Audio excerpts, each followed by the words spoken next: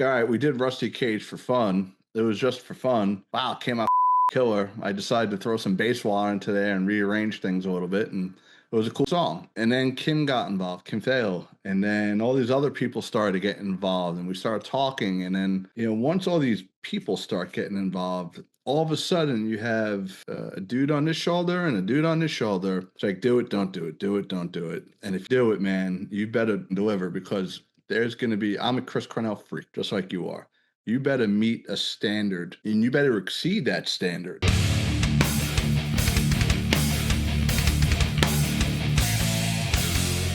What's up, everybody? It's Keefe from Ghost Cult Mag. I am back once again with our friend Mark Menghi, interview number 1 on our podcast, and this is going to be 800 something.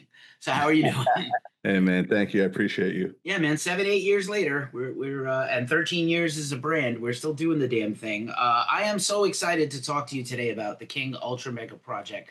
And I have to say, this is not hyperbole, but I can't think of a better person.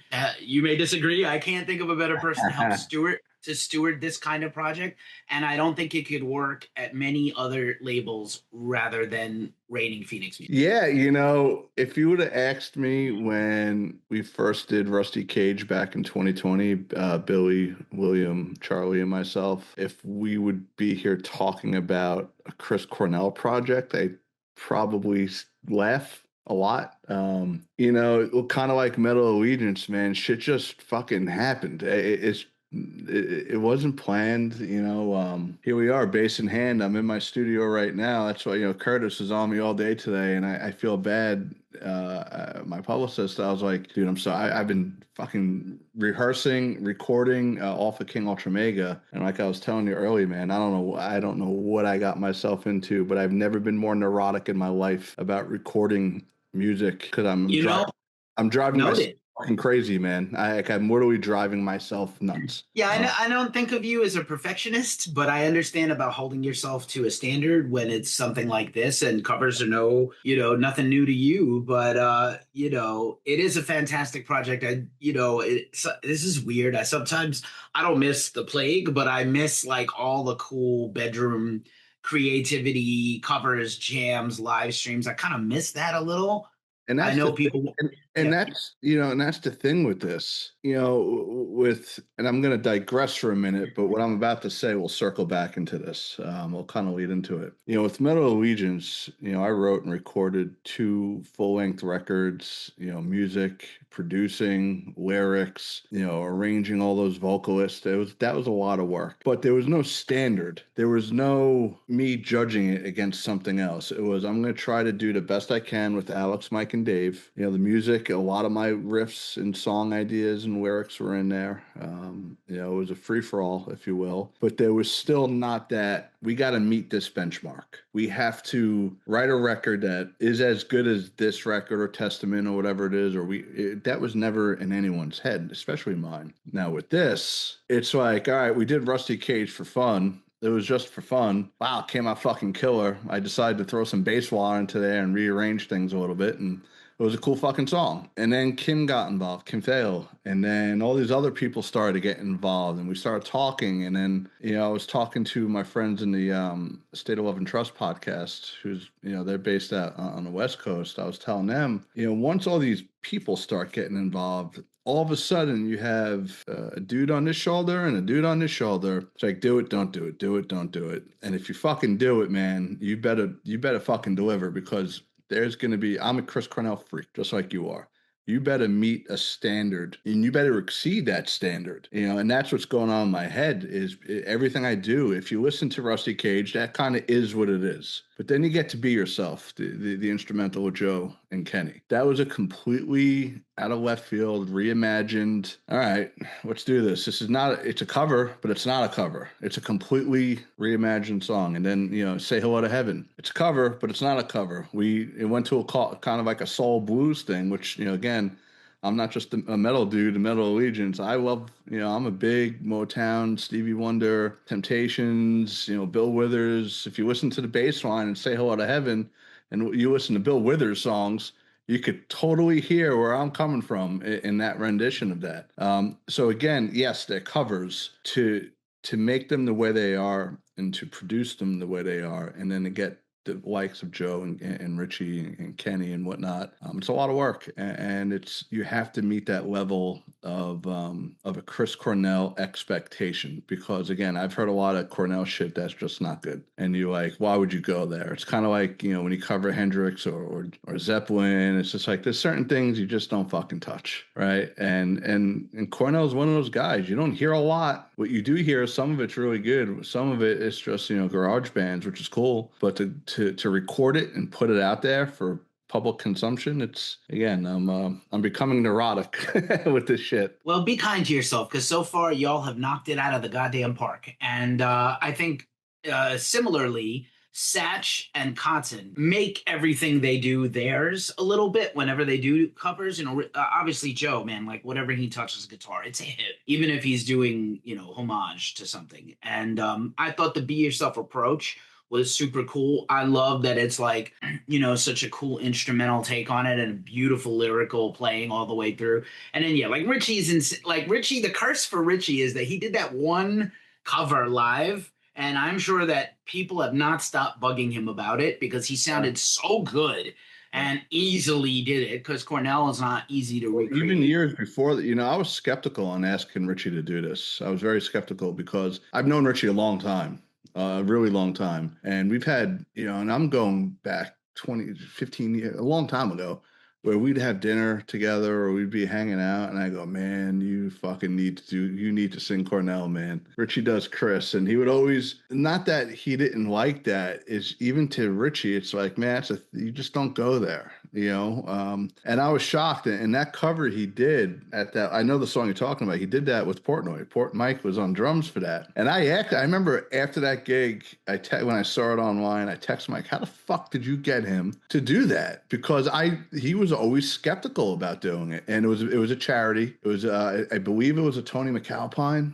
benefit show that he did. And again, I'm going off memory here. Same thing with this. I wasn't going to ask Richie to participate in this project at all because I knew he really didn't like to go there. But then again, I have this, and I'm staring at it right now on my big monitor here. It's a chart of all the songs, all the instrumentation, who's on what do I have to do left? What songs do I need to record? This person's doing this song. So basically, it keeps me organized on what we need to do. And under Say Hello to Heaven, there was a blank spot, and it was like, man, fucking Richie's got to do this. And I texted him, and I'm like, dude, is this still you? I haven't talked to him in a few years. Is this still you? And he's like, yeah, man. Is that you? I'm like, yeah, man.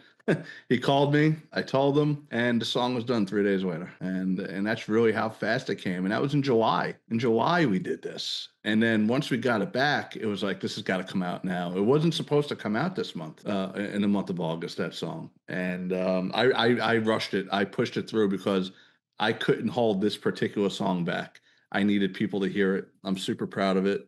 And yeah, I mean, Richie's Richie. Yeah, he just elevates everything he does. He's like the Jordan of rock. Like he definitely kind of it takes on another life with him participating. And I'm so stoked. It's again, clearly you do have experience doing this, kind of putting people together and putting the right pairings of people together. It's a lot of responsibility, like you said, but I think also just your personality, your temperament, and your love of music, your pure love for the material is probably what helps. Do you remember, like, obviously, Soundgarden and Audio Slave are humongous Titanic bands, but Temple of the Dog came along like at a very crazy time. Nirvana was breaking. I remember it was. I remember when I remember it like it was yesterday when Hunger Strike hit. Yeah, and Pearl Jam wasn't really a thing yet. It wasn't a thing yet. It wasn't out yet. 10 was not out yet. Yeah, I remember it all. Clear. It might have even been Mookie Blaylock in the original CD or tray. I'm not sure when they repressed it. Yeah, it might have been like members of Mookie Blaylock. Well, when to digress, so that Temple record is obviously Chris with Pearl Jam. I mean, yeah, Matt was drummer in it. Back then he wasn't in Pearl Jam, but even though he's not in Pearl Jam anymore, it's still Pearl Jam. Pearl Jam with Chris. They were doing the demos and the studio recordings of 10. And then in the middle of those Temple sessions is when kind of Eddie came along, and that's when he joined the band. So he was Hunger Strike. He was an unknown. everything was unknown then. Mother Love Bone just, kind of disbanded that whole thing. And wild time, man. And if you think about it, Chris wrote that record for Andrew Wood. And here we are 30 something years later doing that song for Chris. And then if you want to take it a step further, would there be a Pearl Jam today if Andrew Wood was still here? Probably not. Where would we be musically? I mean, who the fuck knows? And crazy shit to think about. And a lot of those thoughts go through my head when not only recording those songs, but once you listen back to them, it's like, man, what if, what if this, or what if this didn't happen, or what if it did happen? And yeah, it's surreal, man, but it's definitely humbling to be doing this and to have the people that I have involved in it. It's awesome. Right on. Also, shout out to and rest in power to Rick Pratashar from what is that, London Bridge Studios, who's on the piano all over Temple of the Dog. Kind of reminded me of Derek and the Dominoes, Times of Trouble, All Night Thing. One of my favorite, most romantic songs ever is All Night Thing. Wayne's World 2, what's up? And shout out to Wayne's World 2. But yeah, that was such a time, like just such a time in like 7 to 8 months. Pearl Jam, Temple of the Dog, Alice in Chains Facelift goes gold, and they do, they had done Clash of the Titans and got booed constantly. Like so many things happened. Bad Motorfinger. Nirvana. I mean, the Black Album, Metallica. It's just the fucking shit that was going on then. It was just, and again, I missed the whole '80s thrash metal thing, and I missed that whole. I was very young. I mean, I remember it, but I was very young. My peak years were those quote unquote grunge years, man. I was going to those gigs in Manhattan. I saw Soundgarden in the clubs in the 90s. I saw Pearl Jam, Randall's Island in the 90s when they were picketing fucking Ticketmaster. I mean, I was in the middle of all that shit. I saw fucking Alice in Chains open up for Van Halen. I was there in the middle of it. So that was kind of my era, if you will. That's what I kind of, I was in high school during those times, so I missed, and as much as I loved, the Exoduses and, the Testament, and I fuck with Alex and Dave and all those guys all the time. I call them the old men of MA. And but I love that. It's a huge influence to me. I love that music. But when I do this, King Ultramega, and I'm playing that, it's just like kind of oozes out of me because I was ingrained in it. Right on. We were probably I've told you this before. We were probably at all the same shows. I'm a couple years older than you, so I was like junior college Keefe. I worked in 20th Street and Fifth Avenue. I used to go around the corner from work to Tramps all the time. Oh yeah, Roseland and Continental and CBGBs, which should have never been allowed to get raised, and a whole bunch of other places. But like, yeah, we were probably a couple times I did Lemoore, but not too many. Because Brooklyn, people don't understand that. Like Brooklyn is like the other side of the world if you live in the Bronx. Yeah, yeah, it is, man. Except for the Anthrax guys, people, and maybe a couple of other dudes. People didn't really go down there. Well, just think about it, man. The clubs that we had in Manhattan back at Coney Island High, fucking Wetlands, the Tramps, Roseland, Limelight, CB's, Continental, fucking. I mean, I could just rifle them off, man, and any given night, you would see any one of these bands there, And, sometimes multiple on the same night if you wanted. Multiple on the same night, man. You had everything coming through there.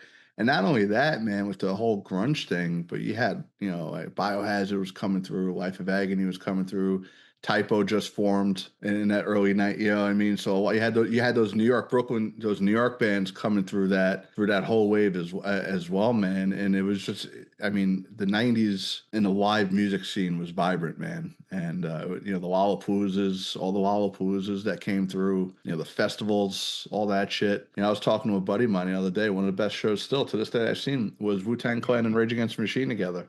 I mean, who the fuck pairs those? But you got Ice Cube playing with Soundgarden. You got Snoop. I mean, that, when you ask a metal guy or a rock guy from the '90s, they love NWA and Wu-Tang and Tupac. They love that shit because they played together, And I think that's probably why I'm so in left fucking field musically. And I like to think a lot of people my age or that grew up in that world are, because you had all that, and when you went to a concert, you saw them together. Yeah, you do the thing as a bassist that I love, and we talked about this in a previous interview, so I don't want to beat the horse too dead, but I also grew up listening to like dance music through my mom, who was a dance teacher, and I love some early rap and stuff like that. So you have that swing in your bass playing that absolutely makes complete sense to a person like me. I mean, For that's sure. huge. It's huge for me. I wouldn't say dance, but I would say it comes from like, and Skolnick busts my chops on this. He calls it my yacht rock love. But listen to Hall and Oates bass lines. Listen to Fleetwood Mac. Listen to that Michael McDonald era doobies, and listen to all that stuff, man. That shit is fucking. It moves, man. And take it a step further, Motown. I'm Motown obsessed. I mean, Yeah, how can you not play bass and not love Jamerson? And yeah. obviously, if you grew up in the 70s, you know Brothers Johnson played on everybody's records and they were incredible, and they played on Thriller, and Prince is an incredible bassist, and Larry Graham and all that stuff. It's impossible as a bassist. I feel like we are, beside drummers, the most open-minded musicians in rock, because like a lot of stuff seeps in if you let it. And I think guitar players can be guarded and weirdos, and singers are also, having been a singer, we can be very pretentious dudes, but just the bassist in me is like, be a sponge and try to absorb and borrow and see what you can, interpret. So that's really cool. Yeah, I mean, listen, as far as my bass playing goes, I mean, it varies when especially when I'm recording, whether if it's Metal Allegiance, it's very, I like to think you're hearing Cliff shit in there, and that's just kind of, the Geezer stuff and the Cliff stuff. It's just kind of what, Cliff is one of my heroes, obviously. I mean, I think there's no secret in that, but when you start spreading your wings, and even like I was talking about with Say Hello to Heaven, I mean, that's what I do nothing that Jeff Ament did. If you listen to Jeff's original bass line on that song and you listen to mine and you AB it, completely different. Oh, all right. Word. Completely different. And again, when you have Charlie playing, Charlie kind of laid it down what Matt did, but Charlie did what Charlie does, and if anyone knows anything about Charlie, he's an unbelievable musician, period. Not just drums, and he's a funky dude, man. I've witnessed him play with Stevie Wonder band musicians. I've witnessed, behind it, so he starts laying grooves down. That's a little different. Other things that are going to come out. Well, Anthrax are my hometown heroes, so I'm always happy to talk about Charlie and Scott and Frankie and anybody. Let's talk for a second about William, because I think, like, obviously nobody is surprised at how great he is, and he crushes it on the recording. And I feel like it's weird. I know it's hard to replace another singer. And again, here we are paying tribute to Cornell, and Lane is another guy, right, who is just like so iconic and so standalone and singular. And William has come into Chains, and I've interviewed William, and he's delightful and super informative. And people don't know that he has a whole career before Oh Comes with yeah. the Fall and before all that, and Neon Christ and R&B and all the things. But he's such a well-rounded dude, and he has such a tuned instrument. Like, he really, I loved seeing them at Back to the Beginning. Once I got to rewatch the replay because the live stream kept cutting out on them, of course. But it feels like William is getting like mass acceptance finally. I think from even the holdout Alice in Chains fans, like only Lane and Mike Starr. There's somebody out there who's like this, right? And Inez is a joy. Everybody knows he's like, nobody is nicer than him in all of rock. And William is phenomenal. He's so fucking money and so clutch with the William vocals. is such a fucking humble, sweet dude, man. I mean, there's really nothing else to explain how to explain him. He's just super humble, just an amazing human being.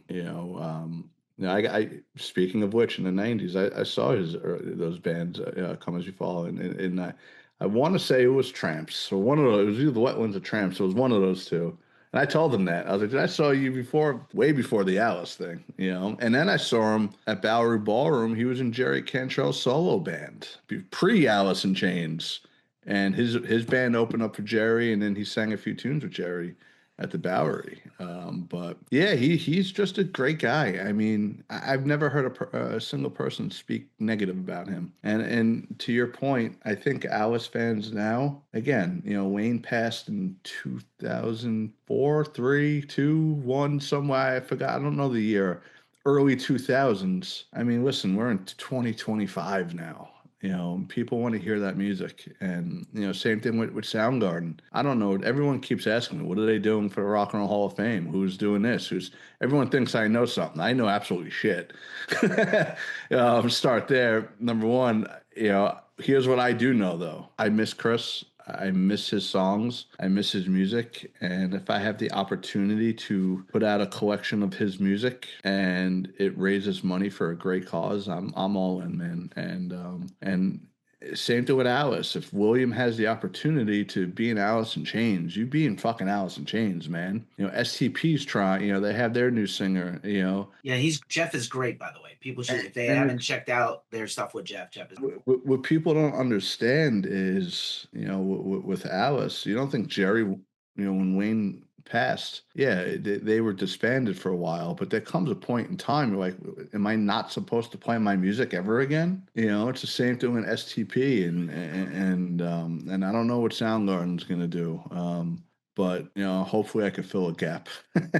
Yeah, you guys are doing a wonderful service, and you've always been a very charitable and charity-minded person. You know, a lot of your stuff you've done have been charity shows, and Metal Allegiance and other things have done a lot of charitable works and you know, great shows on behalf of wonderful organizations. So I'm always appreciative that you do that because I think it's important. We have to.